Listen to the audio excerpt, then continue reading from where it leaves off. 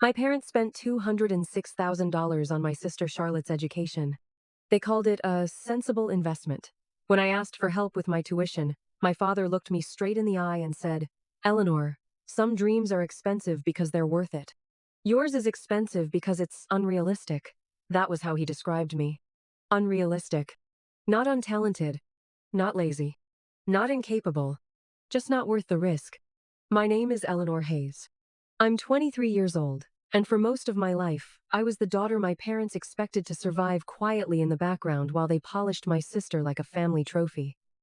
Charlotte went to Kingsley Hall, a private university with old brick buildings, ivy-covered archways, and tuition that made normal people stop breathing for a second. My parents paid every bill before she even saw it. Tuition, apartment, meal plan, study abroad in London. A used but very shiny Mercedes because, according to Dad, a future attorney needs to make a certain impression. When I got accepted into Northbridge State's architecture and urban design program, I came downstairs holding the letter like it was something sacred. My mother barely looked up from arranging flowers on the dining table. "That's nice, Ellie. Nice." That was the word she used when I won a regional design competition in high school. Nice. When I got a scholarship to a summer engineering camp. Nice. When my art teacher told her I had the kind of eye people couldn't learn. Nice. But Charlotte's acceptance letter had been framed. 3 weeks later, Dad called me into his study. He had his laptop open. My father, Richard Hayes, never entered an emotional conversation without a spreadsheet. The man believed numbers made cruelty look responsible. He turned the screen toward me. 2 columns. Charlotte's column was highlighted blue. Mine was gray. "Charlotte is pursuing law," he said. "That has a clear path. High earning potential. Prestige. Stability." I stared at my name under the gray column. Eleanor Hayes Architecture. Urban design, uncertain market outcome. "Architecture is a real career," I said. Dad sighed like I was being childish. "It can be. For people with connections. For people who can afford years of unpaid internships. We have to be realistic. Realistic." That was the word adults used when they wanted to make favoritism sound wise. "What about the college account Grandma Iris left?" I asked. The room went still. My grandmother had left money for both of us. Not a fortune, but enough to matter. She had told me herself the summer before she died, sitting on the back porch with a glass of iced tea in her hand. "Half for Charlotte, half for you, sweetheart. Don't let anyone tell you your future is smaller." Dad closed the spreadsheet. "That fund has already been used." My throat tightened. "Used for what?" Mother finally spoke from the doorway. "Charlotte's London semester. It was an important opportunity. My grandmother's last gift to me had been spent on Charlotte learning international law, in a city she mostly used for shopping photos." I didn't sue her name. I didn't cry. I just stood up. "All right," I said. Dad nodded, relieved. He thought he had won. He didn't understand that something quiet had snapped inside me. I went upstairs, closed my bedroom door, opened my secondhand laptop, and searched 3 things. Student loans. Part-time jobs near campus. Merit scholarships for urban design. That night, I stopped expecting my parents to build a bridge toward me. I decided I would build my own. The first year nearly broke me. Northbridge State was not beautiful like Kingsley Hall. It was practical. Concrete lecture halls. Fluorescent lighting. Dorm rooms that smelled like old carpet and disinfectant. The architecture studio stayed open all night because half the students couldn't afford their own drafting tables. I worked at a bakery from 5 in the morning until 9. I shelved books at the campus library 3 evenings a week. On weekends, I helped a local contractor digitize old building plans because he paid cash and didn't ask questions. I slept with graphite on my fingers and coffee in my blood. My meals were whatever was cheap enough not to make me angry. Instant noodles. Toast. Bananas going brown in a paper bag. Soup from the student center when someone forgot to charge me. Charlotte posted photos from London. Charlotte in front of Buckingham Palace. Charlotte at rooftop dinners. Charlotte holding champagne beside classmates with double-barrel surnames. My mother commented on every post. "My brilliant girl. So proud of you, darling. Future barrister energy." I posted a photo of the model I spent 30 hours building out of cardboard, wire, and hand-cut acrylic. No comment from my mother. No, like from my father. Charlotte sent me a message 2 days later. "Hey, Can you help me make my presentation slides look more polished? You're good at that design stuff. That design stuff. I helped her anyway. That was the habit they had trained into me. Be useful. Be quiet. Be grateful for crumbs. By sophomore year, I had learned how to survive on very little. 4 hours of sleep. A backpack held together with black tape. Shoes with soles thin enough to feel rain through pavement. I also learned something else. I was good. Not nice. Not decent. Good. In my second-year studio, we were assigned a project to redesign a neglected riverside district in Northbridge, an area that flooded every winter and had been ignored by the city for decades. Most students designed pretty walkways, glass pavilions, coffee shops, bike lanes. I designed elevated modular housing, floodable public gardens, and a drainage system that doubled as community space. It was ugly in the first draft. Messy. Too ambitious. My professor, Dr. Abigail Mercer, looked at it for a long time and said, "You're thinking like someone who has actually needed a city to work." I didn't know what to say. She tapped the corner of my blueprint. "This matters, Eleanor. Don't make it smaller so people can understand it faster." Dr. Mercer became the first adult in years who looked at me and saw more than inconvenience. She noticed when I missed class because I had worked a double shift. She noticed when I reused old presentation boards because I couldn't afford new ones. She noticed when I stayed in the studio until 3 in the morning because the heating in my dorm had failed and the architecture building was warmer. One afternoon, she called me into her office. It was a narrow room filled with rolled plans, books, and a plant that looked like it was fighting for its life. She handed me an application. "The Whitaker Fellowship," she said. "National competition. Urban resilience. 10 students chosen each year." I almost laughed. "Dr. Mercer, students from Ivy schools apply to that." "Yes," she said. "And this year so will you. I don't have the portfolio for that.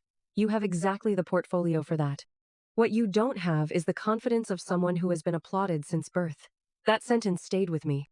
The confidence of someone who has been applauded since birth. Charlotte had that. I had calluses on my fingers and rent due on Friday. But I filled out the application. 3 months later, I won.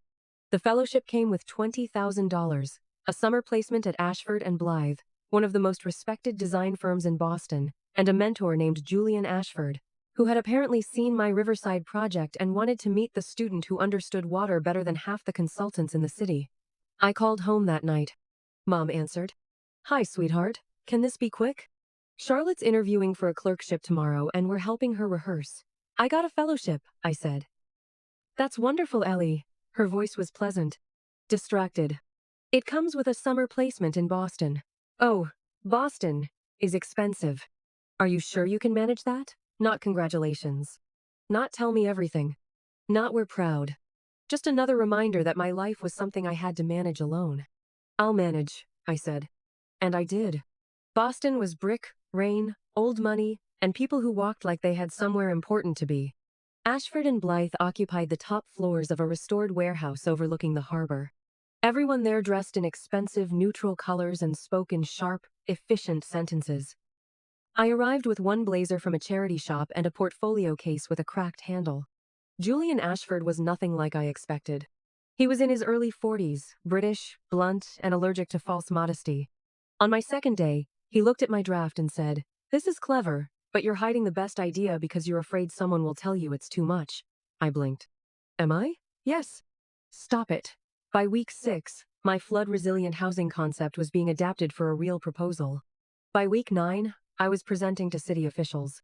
By the end of the summer, Ashford and Blythe offered me a position after graduation. Junior urban designer. Starting salary high enough to make my hands shake when I saw the number. Relocation support. A signing bonus. A note from Julian at the bottom of the offer letter. "You were never a risk. You were overlooked capital." I printed the zing, kept it folded inside my sketchbook.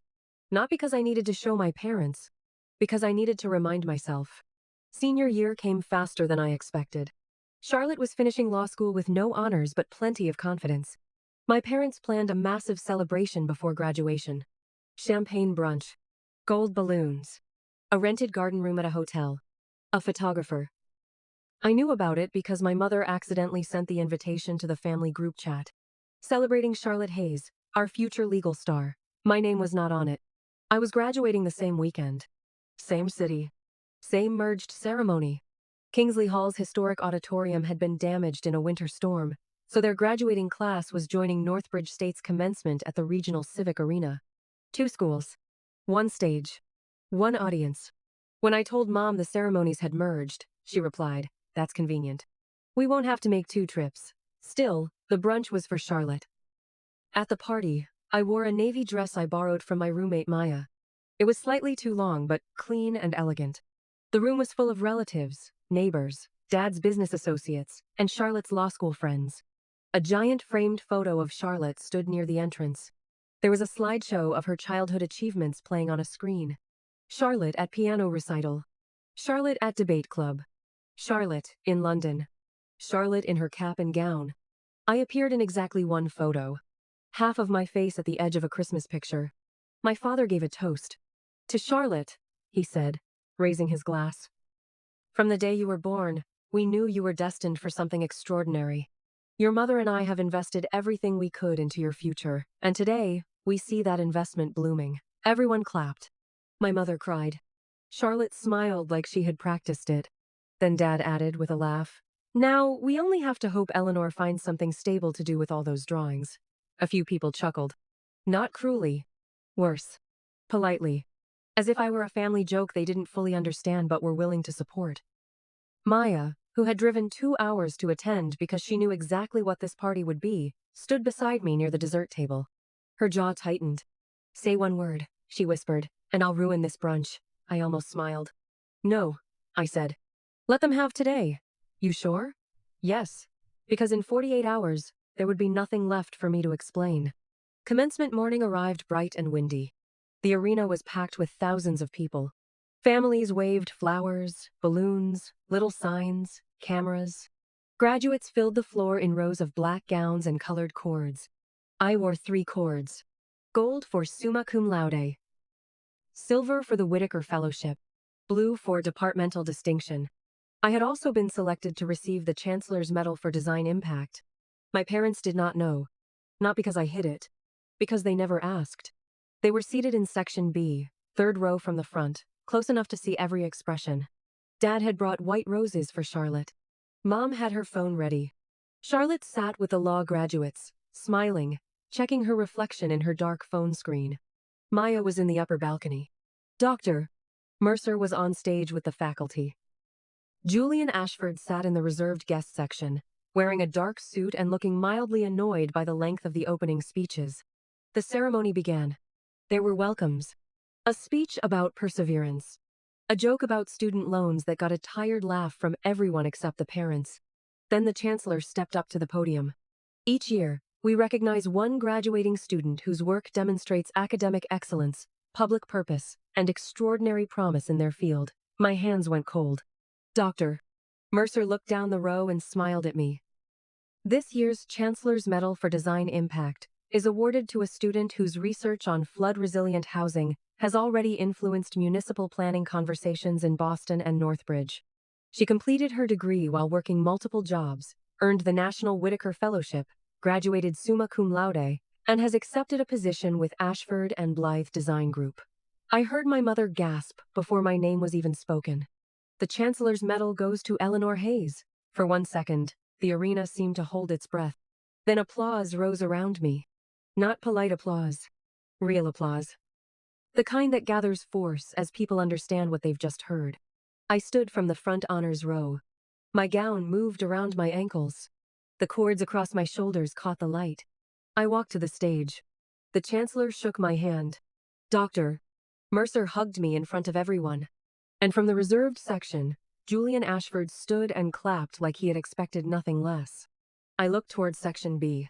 My father's roses were lying across his lap. His mouth was slightly open. My mother had lowered her phone. She wasn't recording. She was staring at me as if she had just discovered a room in her own house that she had never bothered to enter. The woman sitting beside her leaned over and said something. I couldn't hear it, but I saw the shape of it on her face. That's your daughter? Dad nodded once. Slowly, as if admitting it required effort. 20 minutes later, Charlotte's name was called. Charlotte Hayes, Juris Doctor, Kingsley Hall School of Law. She crossed the stage beautifully. Confident smile. Perfect posture. White roses waiting. My parents stood and cheered. It was a good moment. It was her moment. I didn't resent it. But when my name was called again for my degree, the announcer paused. Eleanor Hayes, Bachelor of Architecture and Urban Design, summa cum laude, departmental distinction, Whitaker Fellow, Chancellor's Medal recipient. The applause was louder than before. People remembered. People stood. Somewhere in the balcony, Maya screamed my name so loudly half the graduates turned around. My father opened the commencement program for the first time. I watched him read my bio. I watched his eyes move across the lines. Whitaker Fellow. Published Research Assistant. Chancellor's Medal. Ashford and Blythe Design Group. His hand stopped moving. Mom leaned toward him, gripping his sleeve. And even from the stage, I knew exactly what she said. Richard, what have we done? After the ceremony, families flooded the arena lobby. Flowers. Photos. Tears. Proud voices echoing against glass walls. I was standing near a column with my diploma folder when Julian Ashford approached me. Eleanor, he said, offering his hand. Welcome properly to Ashford and Blythe. Several people nearby turned. Dr. Mercer joined us, smiling. Julian continued, louder than necessary, because British men who pretend not to enjoy drama often enjoy it deeply. Your Boston proposal was approved for development review. The city wants your name on the presentation team. My breath caught. What? You heard me. Doctor. Mercer squeezed my shoulder. Eleanor, that's enormous. Behind them, my parents had stopped walking. Dad stared at Julian. Mom stared at me. Charlotte stood beside them, roses in her arms, her smile fading into confusion. Dad finally stepped forward. Eleanor. I turned. He looked smaller than he had 2 days earlier at Charlotte's brunch. Why didn't you tell us about any of this? There it was. The question people ask when their own neglect embarrasses them. I held my diploma folder against my chest. When? Dad blinked. What? When should I have told you? I asked. At Charlotte's brunch, between the slideshow of her achievements and your joke about my drawings? At Christmas, when you asked if architecture was still that building hobby? Or freshman year, when I called because I couldn't afford materials and you told me Charlotte needed a professional wardrobe for internships? Mom's face crumpled. Ellie, we didn't know it was that bad. No, I said softly. You didn't ask if it was bad. Charlotte looked down at the roses. I didn't know either, she whispered. I looked at my sister. I know, her eyes filled. But you could have. That hurt her. I saw it land. I didn't say it to wound her. I said it because truth had spent too many years being polite in our family. Dad cleared his throat. We were trying to make practical decisions. No, I said. You were trying to predict which daughter would make you look successful. His face went pale. The lobby noise continued around us. Families laughing. Cameras clicking.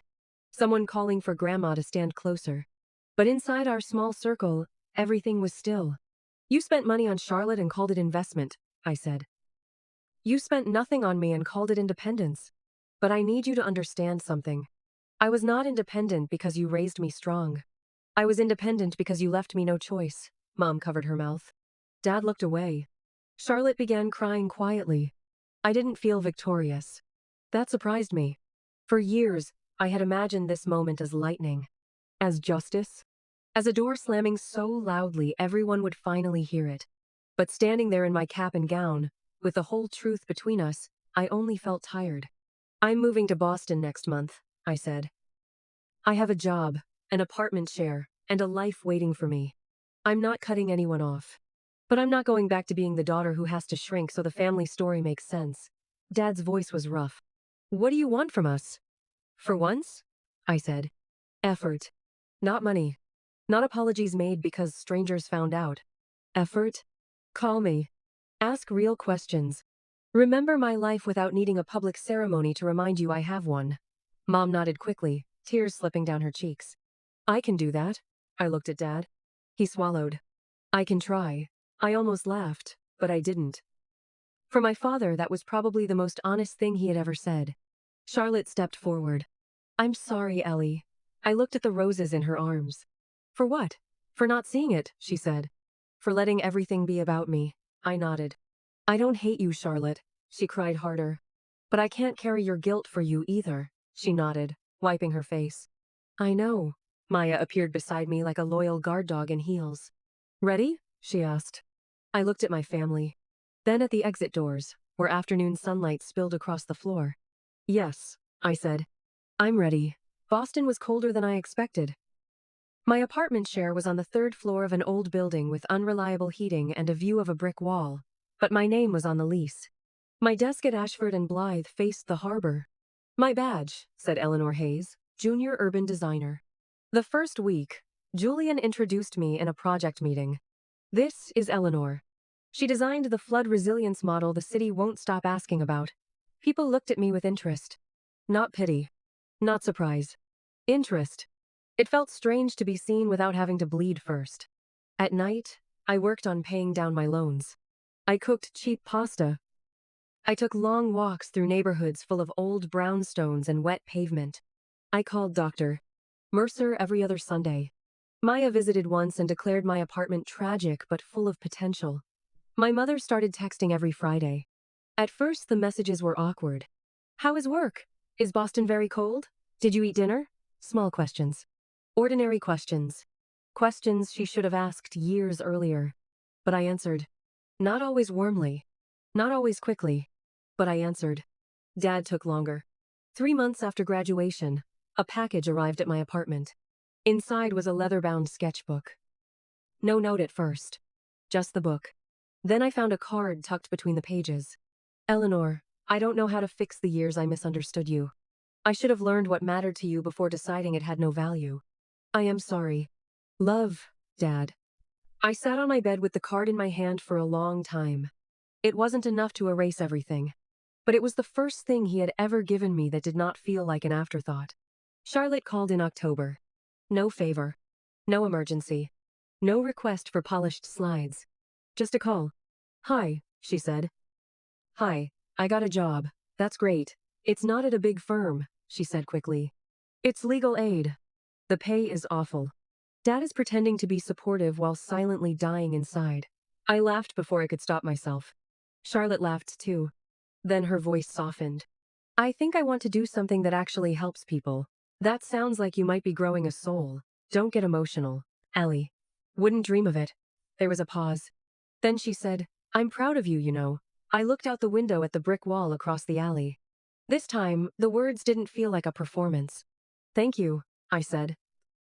A year after that graduation, the Northbridge Riverside proposal moved into its first phase. It was not exactly my original design. Real projects never are. Budgets cut things. Committees softened edges. Engineers argued. Politicians posed for photos near ideas they had once ignored. But one section remained mine. Elevated walkways. Flood gardens. Affordable modular units designed for families who had spent too long being told to wait. At the groundbreaking, Julian made me stand near the front. Dr. Mercer came. Maya came. Charlotte came. So did my parents. This time, my father brought flowers. 2 bouquets. One for Charlotte, who had just won her first legal aid case. One for me. No speeches. No spreadsheet. No comparison. Just 2 bouquets, held awkwardly by a man still learning how not to measure love like profit. After the ceremony, Dad stood beside me looking out at the muddy construction site. It doesn't look like much yet, he said. No, I replied. Most important things don't at the beginning, he nodded. I was wrong about you, I turned toward him. The wind moved across the river. Somewhere behind us, Charlotte and Mom were laughing about something. Maya was taking unflattering photos of everyone. Dad looked at me. Really looked at me. You were never unrealistic, he said. You were just seeing something I couldn't. For a moment I was 18 again, standing in his study, staring at my name in the gray column. Uncertain market outcome. I thought about all the nights I had worked until my hands shook. All the mornings I had walked to the bakery before sunrise. All the calls that lasted less than a minute. All the photos I was half missing from. Then I looked at the construction site. At the first marks of something new. No, I said. You could have seen it. Dad closed his eyes. When he opened them, there were tears there. You're right. That was all. And somehow, it mattered. My parents spent $206,000 on Charlotte's future. They spent nothing on mine. For years, I thought that meant my future was smaller. But I was wrong. Money can open doors. It can buy time, comfort, introductions, second chances. I won't pretend it doesn't matter. But it cannot create worth. And it cannot erase it either. My worth was never sitting in my father's spreadsheet. It was not hidden inside a tuition payment. It was not waiting for my mother's comment under a photo. It was not measured by whether my sister stood in the center of every room. It was mine before they saw it. Mine when I was eating instant noodles over a drafting table at 2 in the morning. Mine when I walked into Ashford and Blythe with a cracked portfolio case. Mine when the chancellor called my name. Mine when my father finally looked at me without numbers in his eyes. So if you are the Eleanor in your family, the one they call practical, quiet, difficult, dramatic, unrealistic, the one they expect to manage without help because you always somehow do, listen to me. You are not less valuable because they invested elsewhere. You are not less brilliant because nobody clapped at the beginning. You are not less deserving because you learned how to survive alone. Build anyway. Study anyway. Leave if you need to. Come back only if the door opens with respect. And when your moment comes, do not waste it looking into the crowd to see whether the right people are finally watching. Walk across that stage. Take what you earned. Let them catch up if they can.